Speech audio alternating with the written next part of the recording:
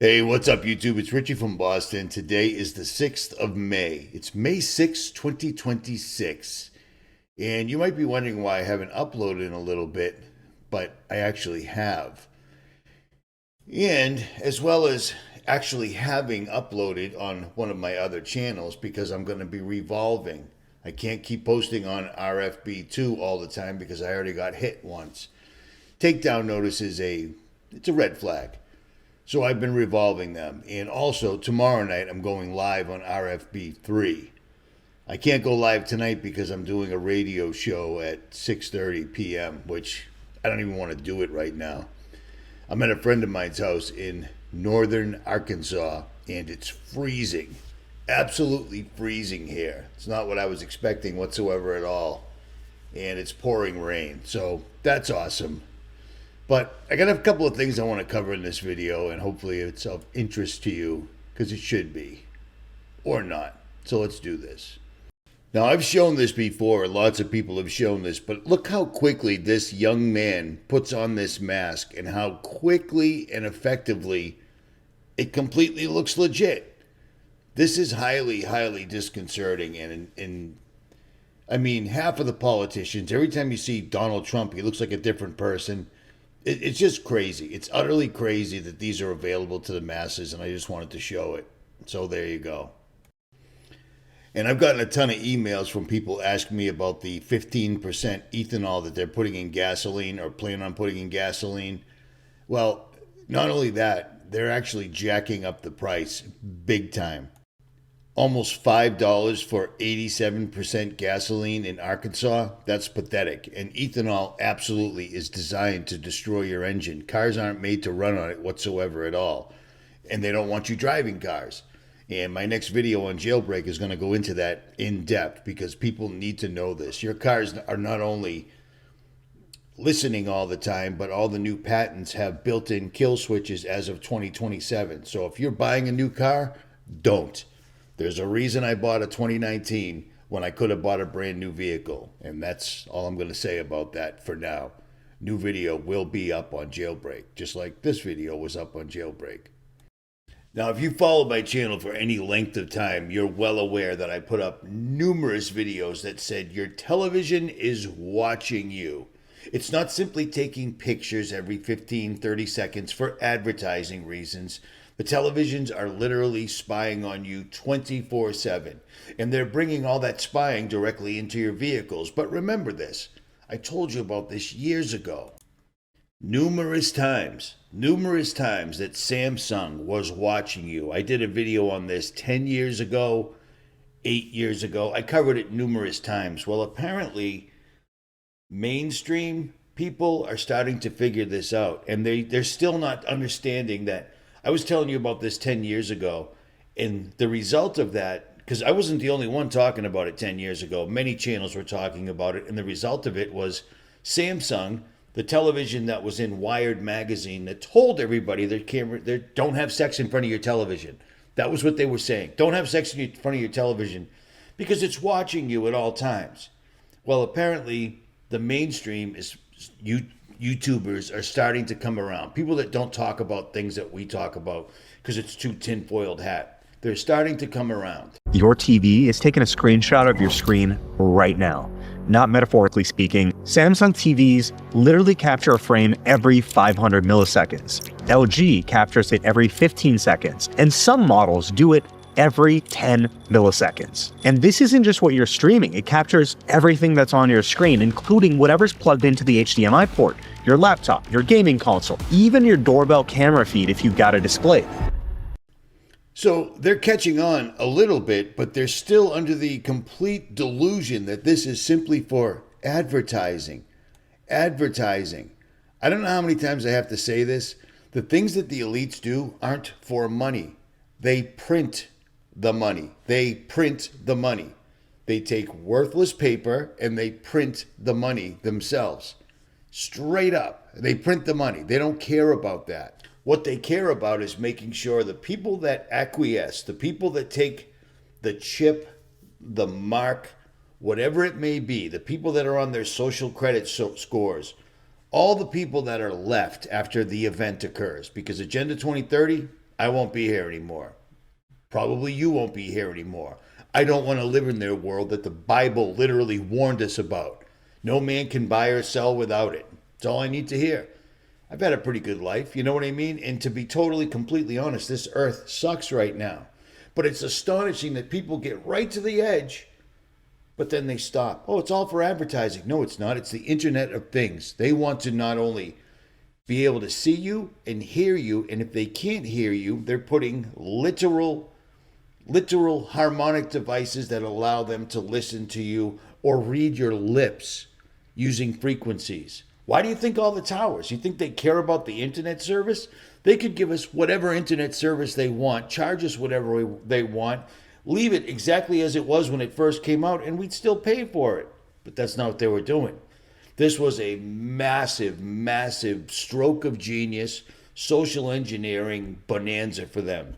Because not only can they monitor people, see what people think in real time in text, any world event, there's instant responses so they can see what people think. Are they buying it? Do they think it's bullshit? Do we need to make a change? Are too many people pointing out a fact that a false flag's coming in? Do we have to shift? Do we have to move a little bit? And they do. And they do. But not only that, they make influencers. Influencers. Something I will not be, no matter what. Oh, Richie, you're just saying that. Yeah? You sure about that? Give me a minute, because I'm going to show you something. They make influencers that turn young kids into absolute obnoxious, law-breaking, no moral, dead in the brain rot people. You see what I'm saying? It's amazing. And people see that these absolute scumbags are getting massive views. Where are they getting all these views from? TikTok. TikTok. Go over to TikTok and become a millionaire. You know what I'm saying? It's astonishing. These people offer me these things all the time, and I say, no. Oh, Rich, you're just saying that. Am I? Let's show you a couple examples real quick that just came in just this week. How about that? We'll just do just this week. This one came in yesterday, and they're offering me really good money for a long time period to push AI thumbnail generators. I will never do that. I will never, ever do that. And I was rather polite to them. I just said, thank you, no, or no, thank you, one of the two. Because I'm not pushing AI in any way whatsoever at all. I see some of my truther Christian brethren using AI in their thumbnails, which bums me out, but it is what it is. And here's another one that just came in. And this one's from OpenAI themselves, and they want me to work with them to do ad sales and things of that nature. And I was a little bit more curt in this particular response. I told them exactly what I thought about them. And again, they're offering money, long-term money. And I said, you're a cancer on the earth. I would never push your soulless product ever. So I expect this video to get hit due to that. That's why I'm saying, subscribe to my backup channels, even though this is a backup channel, but I'm not pulling any punches. I'm not making any friends. There's things that go on that you guys don't even know about. I don't bring them up because I don't want to be self-ingratiating. You know what I mean? But yeah, this happens constantly. I get sponsor offers absolutely constantly. The only thing I do is I don't sell gold. I tell you to take your hard-earned money that you saved up for your retirement in your 401k or your IRA, go to Goldco. They can get it out of there early without you getting into all sorts of problems and penalties with your bank. And in turn, they give you gold and silver the same value as your 401k. You're transferring ones and zeros for actual gold and silver. And two of my subscribers recently did it for well over $1 million each, which is substantial. And people with over $1 million in their 401k are usually pretty smart with their money. Goldco's no joke, period. That's just all there is to it. At any rate, speaking of social engineering, let me show you something that I've had on my list for a while since this whole thing started, and I knew this was going to turn into a thing. And what I'm talking about is warehouse fires. Social Engineering 101. We begin with that fire in Belleville. 3 days later, it's still burning. Schools are closed once again. And tonight, security footage is revealing how the massive fire started. Fox's Lisa Evers is live in Belleville with the very latest tonight. Lisa. Well, Natasha, that blaze, as you said, has been going on here for 3 days, sending toxic fumes and smoke into the air here. The schools were closed today. They were closed yesterday. It's not clear yet if they will be closed tomorrow. That decision expected to be made later tonight.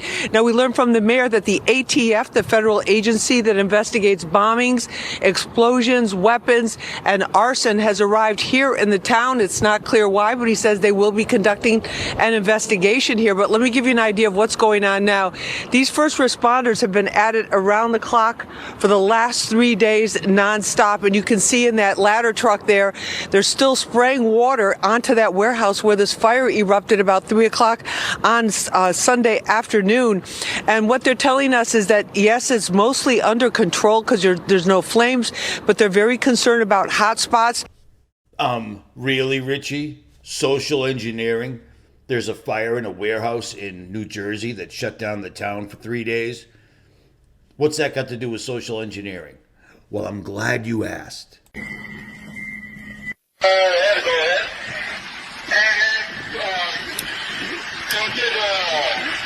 Go to the center. We got a fire in the warehouse. Should have paid us enough to fucking live. You know, we may not get paid enough to fucking live, but these bitches dirt cheap. All you had to do was pay us enough to live. All you had to do was pay us enough to fucking live.